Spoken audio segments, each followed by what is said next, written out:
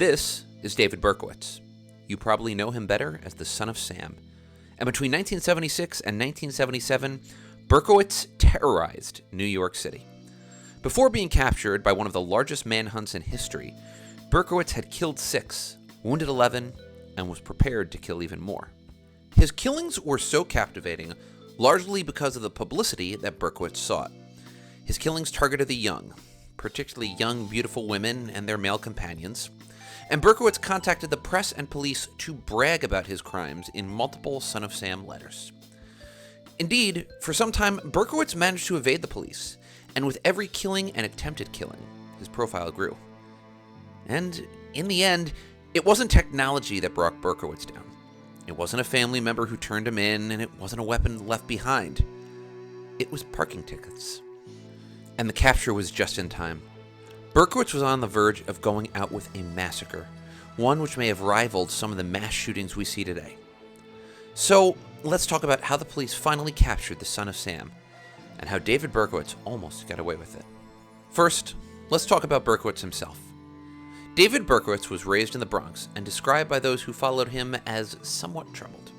He spent his youth engaging in minor thefts and allegedly being fascinated with starting fires, which is definitely never a good thing. As a young adult, Berkowitz served in the army and worked in a series of odd jobs. Berkowitz committed his first major crime in 1975, when he stabbed 2 women, both who survived. His first killing occurred in 1976, when he killed Donna Loria, an 18-year-old, and wounded her friend, Joni Valenti. Over the next 13 months, Berkowitz would kill again, and again, and again. His usual MO was to shoot at couples, usually women with dark hair, when the two were sitting in a car on the street. Most of the women were very young. In January 1977, after Berkowitz wounded John Deal and killed his fiancée, Christine Freund, police acknowledged that the Son of Sam killings may be related. After the March 8th killing of Virginia Volkerichian, New York Mayor Abe Beame said that some of the killings were connected, and media coverage of the cases began to intensify. In April 1977, Alexander Isu and Valentina Siriani were killed in a car. Letters were left at that crime scene. These letters were the first time that Berkowitz identified himself as the Son of Sam, a name that Berkowitz used to refer to the so-called demonic influence of his neighbor's dog, Sam. Berkowitz taunted police in these letters, mocking their inability to catch him. Berkowitz would also write another similar letter to Daily News columnist Jimmy Breslin. Berkowitz proved more difficult to catch than the average killer. His murders occurred in the dark, and there were no eyewitnesses to give an accurate description. They also occurred in a wide area, the Queens and the Bronx, making it difficult to set up an area to concentrate efforts. Those who saw the killer usually couldn't give a good description of him, so the public really had no idea who to look out for.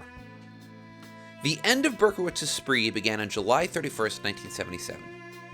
That day, Berkowitz shot Stacy Moskowitz and Robert Violente. The two were on a first date and were kissing in Violente's car when Berkowitz shot both. Violente lost an eye, while Moskowitz became Berkowitz's 6th and final murder victim.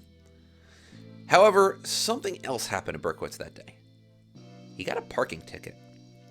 For most of us, a parking ticket is a relatively normal occurrence, one we grumble at, pay, and move on. For Berkowitz, it resulted in a lifetime jail sentence. Here's what happened. The day of the Moskowitz-Violente shooting, Berkowitz parked his 1970 Ford Galaxy too close to a fire hydrant. A local resident, Cecilia Davis, was walking her dog, a white terrier named Snowball, and saw Officer Michael Cantanillo leave a ticket on the car. Moments later, a man came by, holding what Davis described as a dark object and studying her with interest. Frightened, Davis ran home and later heard the shots that Berkowitz fired in the Moskowitz-Violente shooting. 4 days later, Davis called police and relayed this information. NYPD Detective James Justice went through the parking tickets and found Berkowitz's. He then asked the Yonkers Police Department to schedule an interview with Berkowitz. Here's where it gets even more interesting. The Yonkers police dispatcher who took the call knew Berkowitz. In fact, she was the sister of John and Michael Carr, 2 friends who had known Berkowitz. She told Justice about what a strange man Berkowitz was, and that he had apparently once shot their dog. Berkowitz's car was found the next day, along with a gun, ammunition, and a threatening letter to Timothy Dowd of the Son of Sam Task Force. Berkowitz was arrested at gunpoint a short time later. The first thing he said? Depending on the exact source, it was some variation of, "Well, you got me." The arrest prevented an even worse massacre. As multiple media outlets reported, Berkowitz later told investigators that he'd been planning to head to a Hamptons nightclub with a semi-automatic rifle to, quote, "go down in a blaze of glory." Berkowitz wanted to kill as many people as possible before getting shot by a police officer. Police also found detailed diaries at Berkowitz's apartments. These diaries had information on hundreds of fires that Berkowitz had set, potentially as many as 1,400 fires. Berkowitz confessed to his crimes and was sentenced to life in prison, although he had the possibility of parole after 25 years. He has not applied for that parole, and in previous statements said he deserves to be in jail. The story of David Berkowitz is a horrific and tragic one, and it marked a tumultuous time in the life of those living in New York City. Now, this actually included my parents, who will swear until the day they die that they were once followed by the Son of Sam.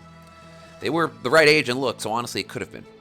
There's another weird personal story on this one, and one that I bet many of you who either have a connection or have a family member that was connected to New York at this time can completely understand. My mom sleeps like crap. I mean, just absolutely awful. All of my life, she has insisted on one thing: never, ever, ever wake her up. That included when she was in her mid-20s and before I was born. However, in the summer of 1977, that changed. My mom told my dad that he could wake her on one condition: when the Son of Sam was caught. On August 11th, 1977, my dad woke my mom so they could turn on the television and listen to the news together. That early morning, it was New York Mayor Abe Beame who announced to the public, "The people of the city of New York can rest easy this morning because of the fact that police have captured the man who they believe to be the Son of Sam." Before I say goodbye, let me give a huge thank you to The People vs. David Berkowitz, a massive website and archive with all of the information you can ask for on this case. Most of the pictures and much of the information on this video was directly from that website, shared with permission, and I would highly encourage you to go to that website if you're interested in learning more. A link is below. And that is it, my friends, for this very first true crime edition of Almost Something. If you like crime videos, or if you like these videos in general, please do let me know in the comments, hit the like button, and as always, if you're interested, please, please, please hit subscribe. I would love to know that I'm producing valuable content to you. Clicking that subscribe button is the best way to do it.